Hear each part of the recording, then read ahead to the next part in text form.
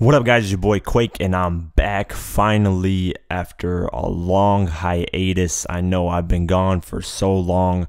I was sick probably during mid-May for about 2 weeks, so I couldn't shoot any videos.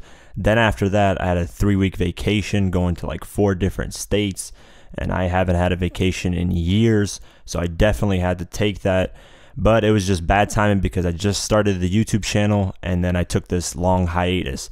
It wasn't because I quit. It wasn't because I didn't have any ideas. It was just those are the things that popped up and around the same time. So it sort of took me into a 5-week hiatus.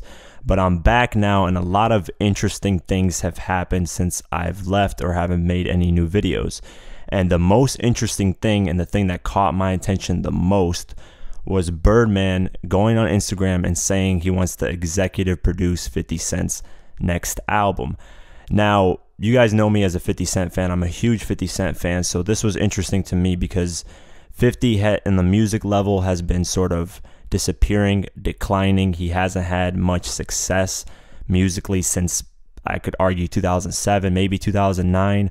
2007 was his last #1 hit, but in terms of music, you know, he's releasing good music. It just wasn't hitting, it wasn't charting, it wasn't having really any lasting impact. So when I saw Birdman post this and wanted to executive produce his album, I was at first saying this is a bad idea because Birdman, I don't know what hand he's had in music. I know he has a good ear for music, but also because of all the issues with Cash Money, and I don't think 50 needs to get involved with that. I don't think 50 even needs Birdman musically because the Kanan tape dropped, and it was possibly the best mixtape to drop in 2015, and it produced a hit with I'm the Man. I'm the Man did really well, went gold independently with no label, so 50 was on the right track. He even had records like Too Rich for the Bitch produced by London on a track, and Trying to Fuck Me Over with Post Malone. Those 2 records also were fire on the tape.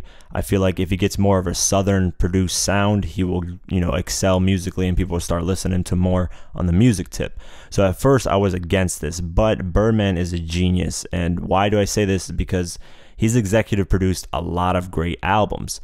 Now, I think this is also where the tide between Wayne and Birdman happened, where, you know, I think Birdman heard the Carter 5 and just said, this is garbage, work on a better version of this.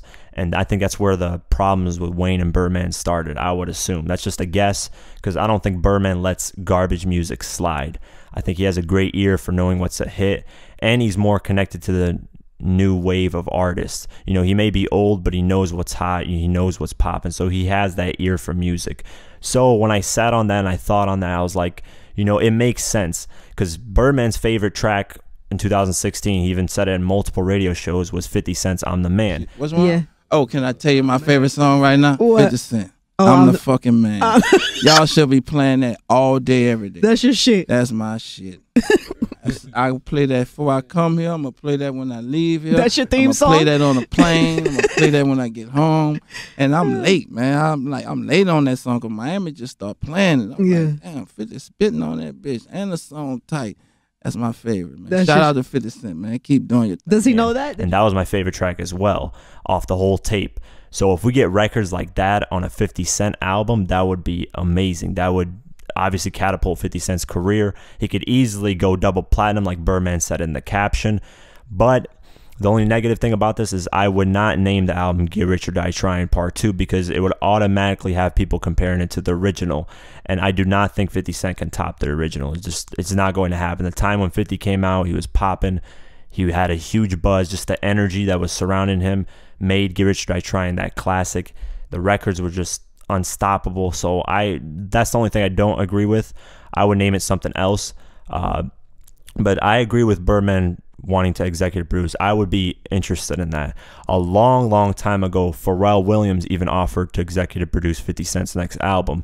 And I was open for that too, because an interesting thing that Pharrell Williams said was that 50 Cent hasn't explored his life in the music yet. He hasn't explored it in a really wide spectrum. So what do I mean when I say this? Well, 50's had records where he talks about his life, his personal issues, but they've only been like 1 or 2 records on albums. If you notice, like on Get Rich or Die Trying, he had Mini Men where he really talked about some personal things, him getting shot, the person that shot him getting killed eventually, you know, things that we otherwise wouldn't know unless he mentioned on those tracks, you know, besides the public information, the things that publicly are noted about him.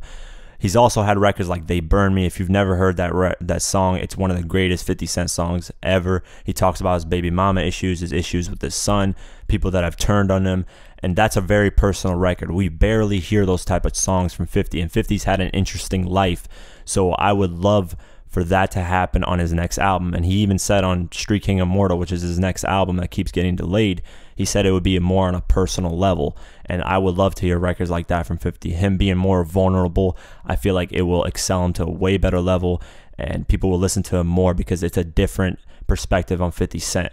You know, we've heard the gangsta side, the side of all the street shit that he's done, and he has records like that, but it's just on mixtapes or just records that are released that aren't on albums. You know, on The Massacre, he had I'm Supposed to Die Tonight, which explored a little bit more about him getting shot. On Curtis, I can't really name any records that I can think of off the top of my head where he explored his life that much. Maybe Smile, I'm Leaving, but that was like a bonus track on iTunes. It wasn't barely even made the album, and on that track he's talking about his issues, you know, with not Eminem, but the labels having issues with Eminem, calling him names when he was gone, all kinds of shit. He was exploring all kinds of things in that song. That's another great record you guys should check out. But I feel like Birdman, that's what Birdman would do. He would give us hits, and he would make 50 tap into who he is as a person. And Birdman wouldn't let garbage shit fly. I feel like he would tell 50, hey, this is not going to work. This isn't a hot record. Let's work on something else. And since he likes On the Man, like I said, it would be crazy. So I'm open for this. I know people are saying, oh, Birdman's going to take his money. He's going to have legal issues like Lil Wayne is. 50's a lot smarter than Lil Wayne on the business end of music, so I don't think that would happen. I think 50 would look over the paperwork and make sure everything goes good. I just think 50's at such a boss level that it would look weird to have Birdman, you know, overlook his album. You know, like it's 50's hit this level and plateau where like it's like having Jay-Z, Birdman look over Jay-Z's album. It just would be weird. You know, that's the same thing with 50. But 50 needs help musically, like I said. On the Kanan tape, he did well, but he needs someone or something to push him over that edge and to make him create that type of records. So let me know what you guys think. Do you guys think that Birdman would be a great fit? Do you guys think that Pharrell Williams would be a great fit? Because, like I said, he mentioned that like a few years ago that he wants to executive produce for 50. Which one do you think you would listen to more? Maybe Pharrell or Birdman? And do you guys think it would excel his career and make him more relevant musically? Granted, last year he had a good hit record, but I feel like, you know, one of these two or someone else even that's a great executive producer could catapult him to the next level. I don't feel like Dr. Dre's going to do that again. I feel like the ties with 50 and Dre really aren't there anymore, and Dre's just not on that level that he used to be. So let me know what you guys think. Like, comment, share, subscribe, follow me on Instagram and Twitter, and I'll see you guys in the next one. Peace.